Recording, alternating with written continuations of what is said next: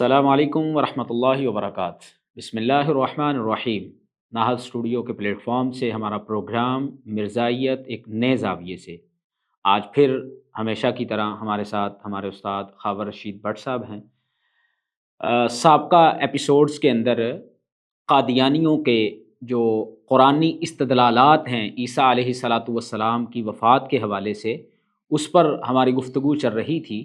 جو معروف دلائل ان کی طرف سے عوامی سطح پر یا عام گفتگو میں پیش کیے جاتے ہیں، ان کا ذکر سابقہ قسطوں میں ہو چکا ہے۔ کچھ احباب کے توجہ دلانے پر ہم نے اس سے ہٹ کر کے جو مرزا غلام احمد قادیانی نے اپنی کتاب جو اس ٹاپک پر اس نے لکھی ازالہ اوہام، اس میں قرآنی ادلہ میں سے اس نے 30 آیات جو ہیں اس ٹاپک پر پیش کی۔ تو ہم نے چاہا کہ ایک تو وہ ریکارڈ کا حصہ بن جائیں ان کے جوابات، اور ناظرین کو بھی اس سے فائدہ ہو جائے۔ تو اس کے لیے ہم آج حاضر خدمت ہیں۔ استاد جی آپ کی خدمت میں گزارش کریں گے کہ جو اس نے قرآن مجید میں سے سب سے پہلی آیت سورہ آل عمران کی 55 نمبر آیت، جس کا ترجمہ میں اس کی کتاب ازالہ اوہام سے ہی پڑھتا ہوں کہ اے عیسیٰ، میں تجھے وفات دینے والا ہوں اور پھر عزت کے ساتھ اپنی طرف اٹھانے والا ہوں اور کافروں کی تہمتوں سے پاک کرنے والا ہوں، اور تیرے متبعین کو تیرے منکروں پر قیامت تک غلبہ دینے والا ہوں۔ ازالہ اوہام جلد 3 اور پیج ہے 423۔ استاد صاحب، اس آیت سے وہ کیسے عیسیٰ علیہ الصلوۃ والسلام کی وفات ثابت کرنا چاہتا ہے، اور اس کا پھر جواب کیا ہے، اس پر ہماری رہنمائی فرمائیے۔ بسم اللہ والصلاۃ والسلام علی رسول اللہ، اما بعد۔ پہلے نمبر پر یاد رکھیں کہ جب آپ یہ کتاب نکالیں گے ازالہ اوہام اور اس کا یہ صفحہ، تو وہاں پر اس نے یہ پہلی دلیل لکھی ہے اور صرف ترجمہ کیا ہے۔ اس کے بعد کوئی استدلال نہیں کیا کہ میرا اس سے استدلال کیا ہے، میں کس وجہ سے اس کو وفات مسیح کی دلیل جو ہے وہ بنا رہا ہوں۔ صرف اور صرف جو اس نے ایک ترجمہ کیا ہے انی متوفی کا، وہاں سے وہ یہ باور کروانا چاہ رہا ہے کہ میں تجھے وفات دینے والا ہوں، کہ عیسیٰ علیہ الصلوۃ والسلام جو ہیں وہ فوت ہو چکے ہیں۔ یہ استدلال یعنی یہ کرنا چاہ رہا ہے، ہمیں تو یہ بات معلوم ہو رہی ہے، اور قادیانی جب گفتگو کرتے ہیں تو وہ اس سے یہی ترجمہ کر کے استدلال کرتے ہیں، لیکن کتاب کے اندر اس نے وضاحت نہیں کی کہ میرا اس لفظ سے استدلال ہے۔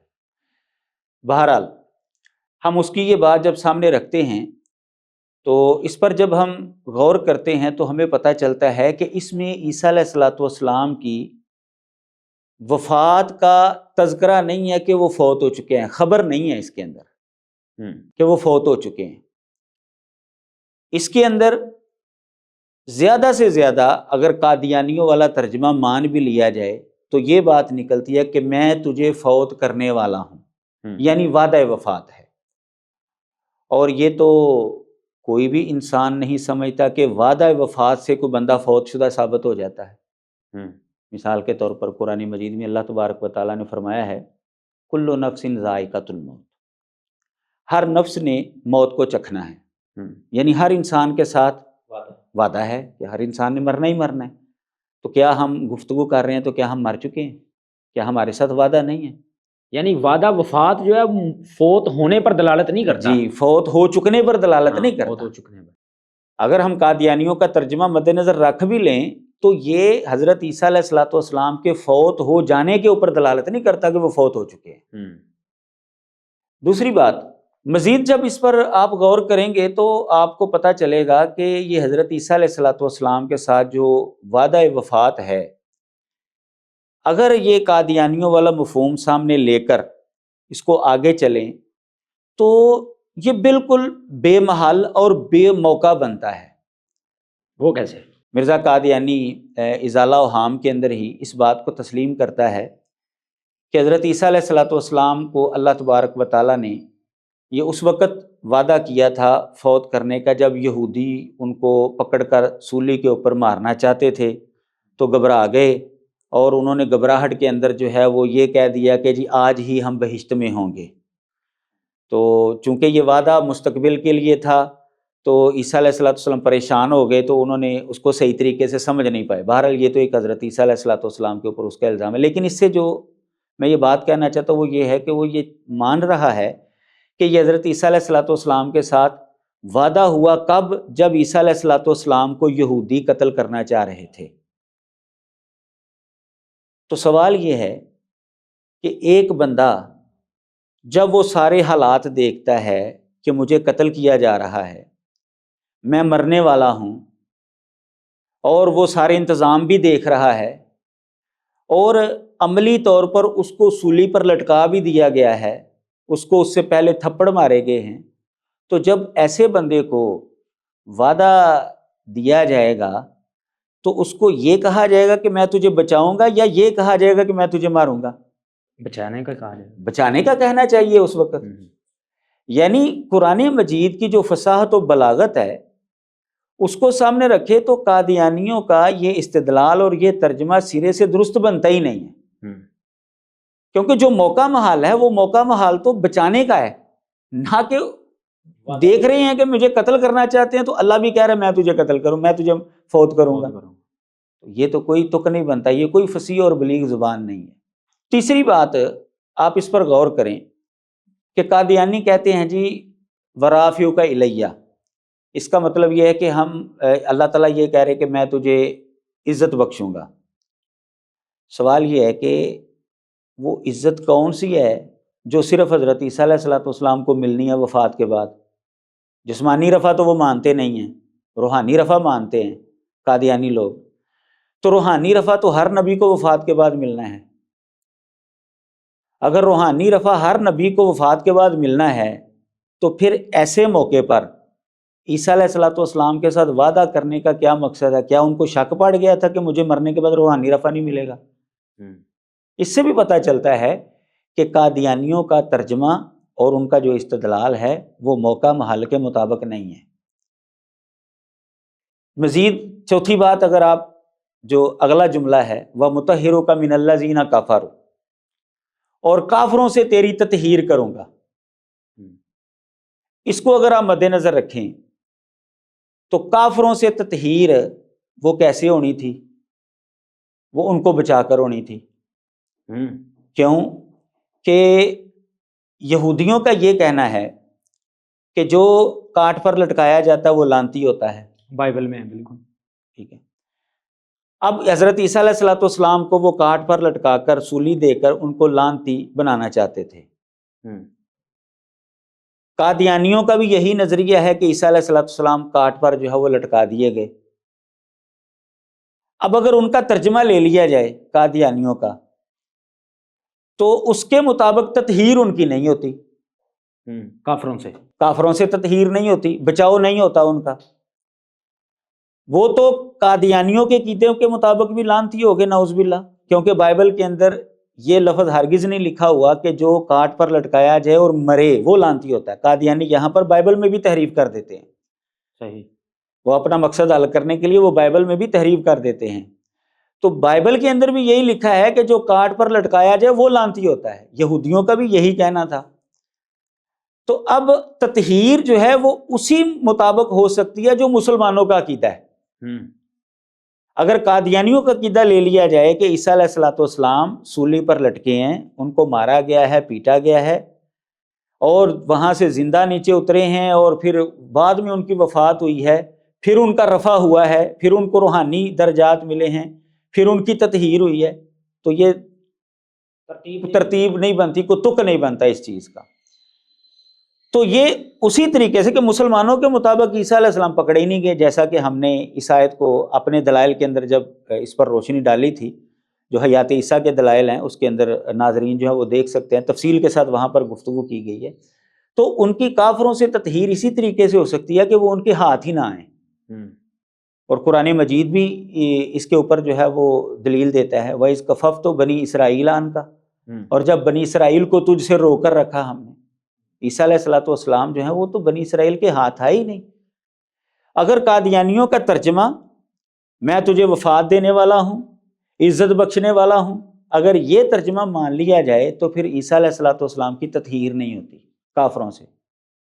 لامحالہ ماننا پڑے گا کہ مرزا قادیانی کا یہ ترجمہ اور یہ قادیانیوں کا استدلال یہ بالکل غلط ہے۔ صحیح ترجمہ اور صحیح مفہوم وہی ہے جو مسلمان بیان کرتے ہیں، اور وہی 1300-1400 سال سے جو ہے صحابہ کے زمانے سے جو ہے وہ چلا آ رہا ہے۔ اسی بات کو ہم آگے لے کر چلتے ہیں کہ اگر بالفرض قادیانیوں والا ترجمہ جو ہے وہ لے بھی لیا جائے تو مسلمانوں کے عقیدے کو کوئی فرق نہیں پڑتا۔ وہ ایسے کہ اگر ہم یہ ترجمہ کریں کہ میں تجھے وفات دینے والا ہوں اور اپنی طرف تیرا رفع کرنے والا ہوں، تو اس کے اندر ترتیب نہیں ہوگی۔ پھر صحیح، رفع پہلے، میں تجھے اپنی طرف اٹھانے والا ہوں، اور قیامت کے قریب جو ہے وہ تو آئے گا اور وہاں پر تیری جو ہے پھر وفات ہوگی۔ یہ تو مسلمانوں کا عقیدہ ہے۔ تو اگر ہم اس کا ترجمہ وہی مان بھی لیں بالفرض جو قادیانی کہہ رہا ہے، تو پھر بھی مسلمانوں کا عقیدہ جو ہے وہ ثابت ہو جاتا ہے، اور اسلاف کے اندر یہ قول موجود ہے۔ تفسیری روایات آپ پڑھیں، تفسیر ابن جریر اس کے اندر دیکھیں اور دیگر تفاسیر کے اندر دیکھیں، حضرت عبداللہ بن عباس رضی اللہ تعالیٰ عنہ سے یہ مروی ہے کہ رفع پہلے ہے اور متوفی کا جو ہے وہ بعد میں، یعنی پہلے رفع ہوگا ان کا، پھر قیامت کے قریب نزول فرمائیں گے، اور پھر اس کے بعد ان کی وفات ہوگی۔ اچھا، اس پر بعض قادیانی یہ اشکال پیش کرتے ہیں کہ آپ کہہ رہے ہیں کہ رفع پہلے ہے وفات بعد میں ہے، تو کیا آپ کو اللہ کی لگائی ہوئی ترتیب پسند نہیں ہے؟ یہ اللہ کی ترتیب کو نہ مان کر کے قرآن میں کفر اور الحاد پیدا کرنا نہیں ہے؟ قادیانی لوگ بالکل اسی طرح جو ہے وہ مسلمانوں کو پریشان کرنے کی کوشش کرتے ہیں، جبکہ جو اصول اور ضابطہ ہے، عربی ظاہر ہے ہر زبان کے اپنے اصول اور ضابطے ہوتے ہیں، اصول اور ضابطے کے مطابق واو جو ہے یہ ترتیب کے لیے نہیں ہوتی، یہ مطلق جمع کے لیے آتی ہے۔ صحیح، اور یہ بات قرآن مجید سے بھی ثابت ہو جاتی ہے۔ مثلا جو میں نے اس کے حوالہ جات جو ہے وہ نقل کیے ہیں وہ میں آپ کے سامنے رکھتا ہوں۔ اللہ تبارک و تعالیٰ قرآن مجید میں فرماتے ہیں واللہ اخرجکم من بطون امہاتکم لا تعلمون شیئا وجعل لکم السمع والابصار والافئدہ لعلکم تشکرون۔ سورہ نحل میں اللہ تعالیٰ فرماتے ہیں کہ اللہ تعالیٰ نے تمہیں تمہاری ماؤں کے پیٹوں سے نکالا، تم کچھ بھی نہیں جانتے تھے، اور اللہ تعالیٰ نے تمہارے لیے کان، آنکھیں اور دل جو ہے وہ بنائے تاکہ تم شکر ادا کرو۔ تو کیا انسان کی یہ اعضاء جو ہیں یہ ماں کے پیٹ میں بنتے ہیں یا پیدا ہونے کے بعد بنتے ہیں؟ ظاہر پیٹ میں بن جاتے ہیں، پیٹ میں بن جاتے ہیں، لیکن اللہ تعالیٰ نے یہاں پر جو چیز بیان کی ہے، پہلے پیدا ہونے کا تذکرہ کیا ہے اور واؤ کے بعد کان، آنکھ اور دل بنانے کا تذکرہ کیا ہے۔ تو یہ تو کوئی بھی نہیں مانتا، نہ قادیانی مانتے، نہ دنیا کا کوئی بندہ مانتا ہے کہ یہ پیدا ہونے کے بعد جو ہے یہ چیزیں یہ اعضاء اس کو لگتے ہیں، تو پہلے لگ جاتے ہیں۔ تو اس کا مطلب ہے کہ واؤ جو ہے یہ ترتیب کے لیے نہیں ہے۔ اسی طرح قرآن مجید کے اندر ایک اور مقام پر اللہ تعالیٰ فرماتے ہیں کذالک یوحی الیک والی الذین من قبلک، کہ نبی علیہ الصلوۃ والسلام کی طرف وحی کا تذکرہ ہے، اسی طرح جو ہے اللہ تعالیٰ نے تیری طرف وحی کی اور تجھ سے پہلے لوگوں پر۔ اب یہاں پر واؤ آیا ہے، تو کیا نبی علیہ الصلوۃ والسلام پر پہلے وحی ہوئی اور جو پہلے نبی گزر چکے ان پر بعد میں وحی ہوئی ہے؟ مرزائیوں کی ترتیب سے تو یہ بنتا ہے۔ اس کا مطلب یہ ہے کہ یہ صرف اور صرف مسلمانوں کو پریشان کرنے کے لیے یہ بات کر رہے ہیں۔ قرآن مجید کے اندر یا عربی گرامر کے اندر یہ ہرگز اصول نہیں ہے۔ تو اگر بالفرض ہم مان بھی لیں کہ اس کا ترجمہ وہ ہے جو مرزا قادیانی نے کیا ہے کہ اس کے اندر وعدہ وفات ہے، تو ترتیب جو ہے وہ کوئی ضروری نہیں ہے۔ قرآن مجید کی یہ آیات بتاتی ہیں، عربی کا اسلوب بتاتا ہے، اس کا اصول اور ضابطہ بتاتا ہے، تو اس کے مطابق مسلمانوں کا جو شروع سے چلا آنے والا عقیدہ ہے وہ ہرگز غلط نہیں ٹھہرتا، بلکہ یہ اس کے ساتھ موافقت جو ہے اس کی بن جاتی ہے۔ اچھا، اس پہ بعض قادیانی لوگ جو ہے وہ متوفی کا جو ہے اس پہ عبداللہ ابن عباس رضی اللہ تعالیٰ سے ممیتو کا وفات، میں تجھے فوت کروں گا، یہ ترجمہ بھی پیش کرتے ہیں، تو کیا یہ اثر ٹھیک ہے ان سے؟ یہ روایت جو ہے یہ صرف قول ہے بغیر سند کے صحیح بخاری کے اندر، اور آپ کو پتہ ہے کہ صحیح بخاری کے اندر وہ روایات صحیح ہوتی ہیں جو باقاعدہ سند کے ساتھ ہوں۔ تو حضرت عبداللہ بن عباس رضی اللہ تعالیٰ عنہ سے یہ صرف انہوں نے قول نقل کیا ہے بغیر سند کے۔ تعلیقات بخاری کے اوپر آپ کو پتہ ہے اصول حدیث کی کتابوں کے اندر باقاعدہ ابحاث ہوتی ہیں کہ ان کے سند کو دیکھا جاتا ہے۔ تو علی بن ابی طلحہ جو ہے وہ اس کو بیان کرتا ہے، اور ان کا سما حضرت عبداللہ بن عباس سے نہیں ہے، صحیح۔ لیکن ایک منٹ کے لیے ہم اس کو بالفرض صحیح مان لیتے ہیں کہ انہوں نے یہ ترجمہ کیا، ممیتوں کا، میں تجھے فوت کرنے والا ہوں، میں تجھے مارنے والا ہوں۔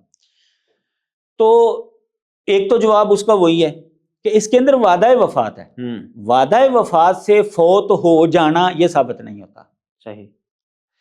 دوسری بات، حضرت عبداللہ بن عباس رضی اللہ تعالیٰ عنہ کا جو عقیدہ ہے حیات مسیح کے متعلق، وہ وہی ہے جو آج مسلمانوں کا ہے، جیسا کہ میں نے پچھلے پروگراموں کے اندر یہ حوالہ جات پیش کیے تھے کہ سنن الکبریٰ امام نسائی کی جو کتاب ہے اس کے اندر باقاعدہ حضرت عبداللہ بن عباس رضی اللہ تعالیٰ عنہ سے ان کے زندہ آسمانوں پر جانے والی روایت موجود ہے حضرت عیسیٰ علیہ الصلوۃ والسلام کے حوالے سے، کہ وہ زندہ آسمانوں پر گئے اور ان کی تشبیہ جو ہے وہ کسی ان کے شاگرد کے اوپر ڈال دی گئی، اور اس کی سند بھی صحیح ہے۔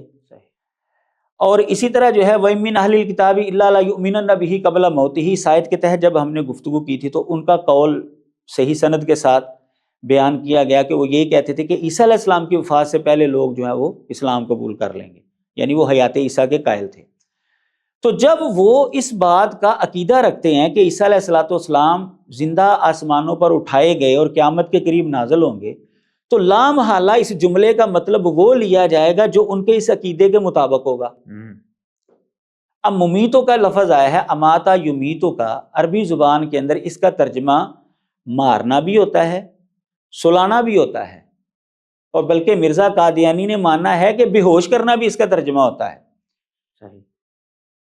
اب جو ہم صبح اٹھتے وقت دعا پڑھتے ہیں، حدیث کے اندر وہ دعا موجود ہے، الحمدللہ الذی احیانا بعد ما اماتنا والیہ النشور، سب تعریفیں اس ذات کے لیے جس نے ہمیں زندہ کیا ہمیں مارنے کے بعد۔ رات کو اللہ تعالیٰ نے ہمیں سلا دیا تھا، اس کے لیے لفظ اماتا یمیتوں کا استعمال ہوا ہے۔ تو حدیث کے اندر بھی یہ لفظ ہے، لیکن اس کا معنی کیا ہے؟ سلانا۔ ہمیں رات کو سلا دیا، اس کے بعد اللہ تعالیٰ نے ہمیں صبح اٹھایا تو ہم اللہ کا شکر ادا کر رہے ہیں، یہ حدیث کے اندر بات آ رہی ہے۔ اور مرزا قادیانی بھی اس بات کو تسلیم کرتا ہے کہ اماتت کے اندر مارنے کا ترجمہ نہیں بلکہ بے ہوش کرنے کا اور سلانے کا ترجمہ بھی موجود ہے۔ صحیح۔ تو جب یہ بات عربی زبان کے اندر موجود ہے، مرزا قادیانی بھی اس بات کو تسلیم کر رہا ہے، تو حضرت عبداللہ بن عباس نے جو ممیتوں کا ترجمہ کیا، تو کیا ہم اس کا یہ ترجمہ نہیں کر سکتے سلا دیا، میں تجھے سلا دوں گا اوپر اٹھانے کے لیے، جب میں اپنی طرف اٹھاؤں گا تجھے بے ہوش کر دوں گا؟ کیونکہ ظاہر ہے کہ جب آدمی اوپر جاتا ہے، بلندی پر جاتا ہے، اور اگر اس کے ہوش حواس ہوں تو اس کو گھبراہٹ طاری ہوتی ہے، اور اگر وہ سویا ہوا ہے یا بے ہوش ہے تو اس کو جہاں پر مرضی لے جائیں اس کو گھبراہٹ طاری نہیں ہوگی۔ تو اگر ہم یہ ترجمہ کر لیں تو کوئی پرابلم نہیں ہے، پھر بھی مسلمانوں والا عقیدہ ہی ثابت ہوتا ہے۔ تو حضرت عبداللہ بن عباس رضی اللہ تعالیٰ عنہ کے عقیدے کو سامنے رکھا جائے تو ممیتوں کا ترجمہ جو ہے وہ فوت کرنا نہیں بلکہ بے ہوش کرنا یا سلانا جو ہے وہ بنتا ہے، تب ان کے عقیدے کے ساتھ جو ہے اس کی موافقت ہو جاتی ہے۔ اچھا استاد صاحب، اس آیت پر قادیانی حضرات جو ہیں وہ تو باقاعدہ ایک چیلنج دیتے ہیں، اور لفظ توفع جو ہے اس کے اوپر ان کی طرف سے گرامر کا ایک اصول بنا کے پیش کیا جاتا ہے کہ جب باب تفاعل ہو اور وہاں پر فاعل جو ہے وہ لفظ اللہ ہو اور مفعول آگے جو ہے وہ کوئی ذی روح چیز ہو، تو وہاں پر قبض روح کے علاوہ کوئی معنی ہو ہی نہیں سکتا، اور اس پر وہ چیلنج کرتے ہیں کہ ہمیں گرامر سے آپ اس کے علاوہ کوئی معنی ثابت کر کے دکھائیں۔ پہلی بات تو یہ ہے کہ یہ ظاہر ہے کہ عربی زبان کا لفظ ہے، تو اس کو عربی لغت کے اندر جو ہے وہ دیکھا جائے گا۔ تو جب ہم اس کو عربی لغت کے اندر دیکھتے ہیں، تفسیر بیضاوی ہے، اسی طرح تاج العروس ہے، اور اس طرح اساس البلاغہ ہے، ان کتابوں کے اندر جب ہم دیکھتے ہیں تو ہمیں پتہ چلتا ہے کہ اس کا ترجمہ کیا گیا ہے اخذ الشیء وافیات، باب تفاعل توفع یا توفع، اخذ الشیء وافی، کسی چیز کو پورا پورا لے لینا۔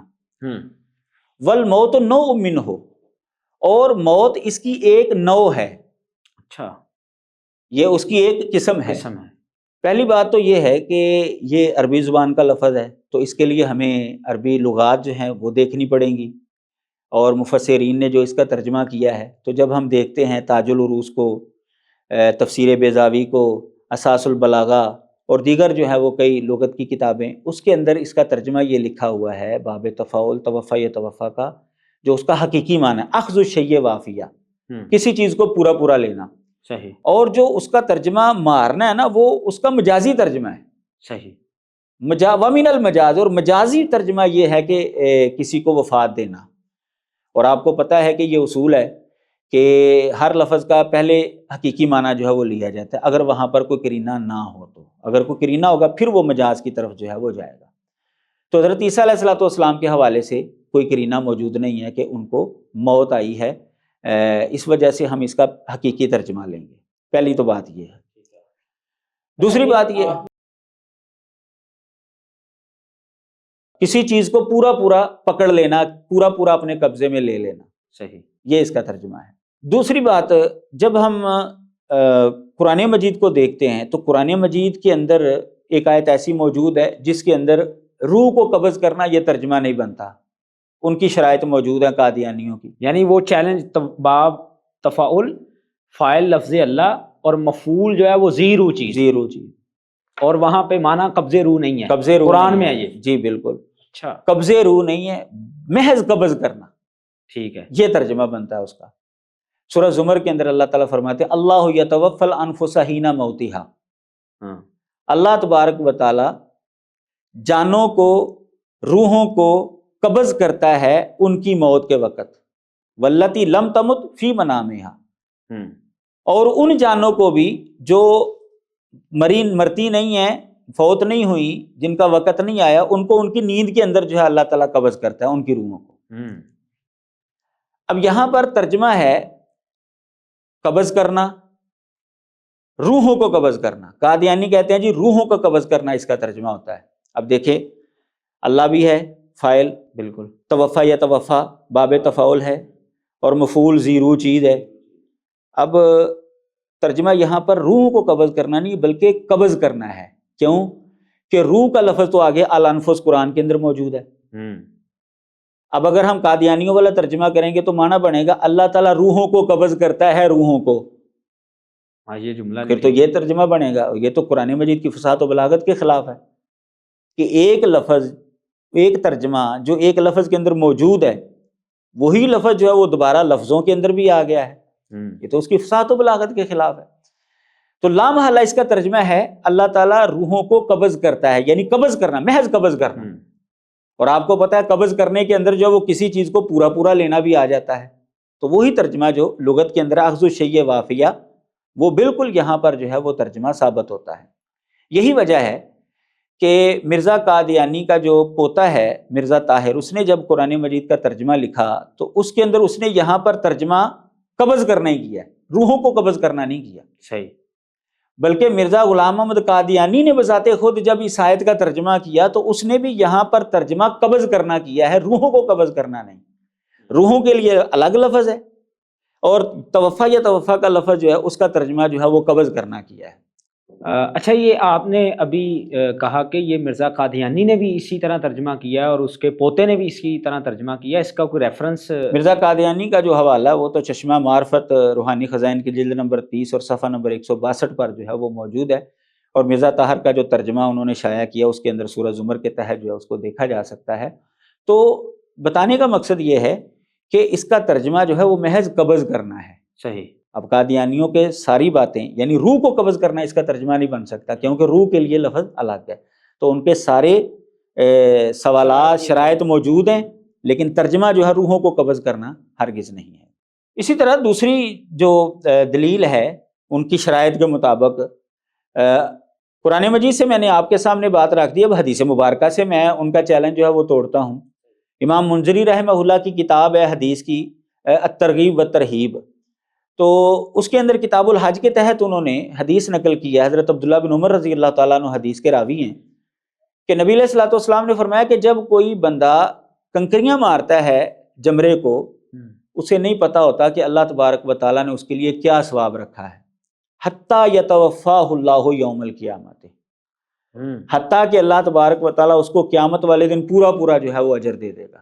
اچھا. توفا یا توفا وہی باب تفاعل، اللہ فاعل، لفظ مفعول زیرو، لیکن ترجمہ جو ہے وہ فوت کرنا نہیں ہے، پورا پورا دینا. اس کا معنی ہے اللہ تعالیٰ پورا پورا اس کو جو ہے وہ اجر دے دے گا. اب یہ جو چیلنج کر رہے ہیں یہ چیلنج بالکل جو ہے ان کا ٹوٹ جاتا ہے. اور تیسری دلیل جو ان کے گھر سے ہے وہ مرزا غلام احمد قادیانی کا خود کیا ہوا ترجمہ ہے۔ مرزا قادیانی نے اپنی کتاب براہین احمدیہ حصہ چہارم کے اندر جو ہے اپنے حوالے سے لکھا ہے کہ اللہ تعالیٰ نے مجھے بھی یہ الہام کیا ہے، یا عیسیٰ انی متوفیکا و رافعک الیہ۔ اب وہی لفظ ہے توفا یا توفا کا، اور اللہ تعالیٰ ہی فاعل اور مفعول جو ہے وہ زیرو ہے، ساری شرائط پائے، لیکن مرزا قادیانی جو ہے وہ اس کا ترجمہ کر رہا ہے کہ میں تجھے پوری نعمت جو ہے وہ دوں گا۔ اچھا، اس کا حوالہ کیا ہے سر؟ براہین احمدیہ حصہ چہارم ہے، روحانی خزائن کی جلد نمبر 1 اور صفحہ نمبر جو ہے وہ 620 ہے۔ اچھا، یہ تو تقریباً مرزا صاحب کی پہلے زمانے کی کتاب نہیں، جسے قادیانی کہتے ہیں کہ وہ سادگی کے زمانے کی کتابیں ہیں یہ تو؟ مرزا قادیانی کے اتنا ہی سادہ تھا کہ اس کو عربی زبان بھی نہیں آتی تھی۔ جس قرآن مجید کو اپنے اوپر نازل ہونے کا وہ دعویٰ کر رہا ہے کہ میرے اوپر قرآن نازل ہوا ہے دوبارہ، تو کیا اس کو اس کی زبان ہی نہیں آ رہی تھی؟ اگر ایسا مسئلہ ہے تو پھر تو واقعی جو ہے وہ جھوٹا نبی ہے بھائی، وہ تو خود ہی پھر اقرار کر رہے ہیں۔ باقی اس کے اوپر جو ہے وہ تفصیلی گفتگو ہو چکی کہ یہ کتاب اس کے سادگی کے زمانے کی ہے کہ نہیں ہے، اور باقاعدہ حوالہ جات کے ساتھ جو ہے وہ پچھلے پروگراموں میں جو ہے وہ بتا دیا گیا کہ اس کا یہ دعویٰ ہے کہ یہ میں نے الہام کے ذریعے لکھی ہے، اور یہ اللہ تعالیٰ کی مرضی سے لکھی گئی ہے، اور یہ نبی علیہ السلام کے دربار سے ہے، باقاعدہ جو ہے یہ منظور شدہ کتاب ہے۔ تو اس کتاب کے اندر جو اس نے یہ ترجمہ کیا ہے۔ تو بہرحال عربی زبان کا ترجمہ وہی باب تفاعل، وہ ان کی ساری شرائط کے ساتھ قرآن سے بھی ثابت ہو جاتا ہے، ان کا چیلنج ٹوٹ جاتا ہے، حدیث سے بھی، اور مرزا قادیانی کی عبارت سے بھی ثابت ہو جاتا ہے۔ استاد صاحب، اللہ تعالیٰ آپ کو جزائے خیر دے۔ یہ تو قادیانی بڑا حوے کے طور پر اس چیلنج کو پیش کرتے ہیں، اور آپ نے قرآنی ادلہ، حدیث اور ایون کہ قادیانیوں سے جو ہے وہ اس کو توڑ دیا ہے۔ تو میں امید ہے کہ ناظرین نے اس سے کافی چیزیں سیکھی ہوں گی، اور یہ توفع کی بحث جس کو یہ قادیانی بڑے اپنے ہاں جو ہے بڑے زور و شور سے لوگوں کو پیش کر کے اور اپنے استدلالات کرتے ہیں، اس کی حقیقت ہم نے آج جانی۔ تو انشاءاللہ آئندہ قسطوں میں ہم جو مرزا قادیانی کی طرف سے دیگر دلائل اس پر پیش کیے گئے ہیں ان کو لے کر کے آپ کی خدمت میں حاضر ہوں گے۔ تب تک کے لیے ہمیں اجازت دیجیے۔ السلام علیکم ورحمۃ اللہ وبرکاتہ۔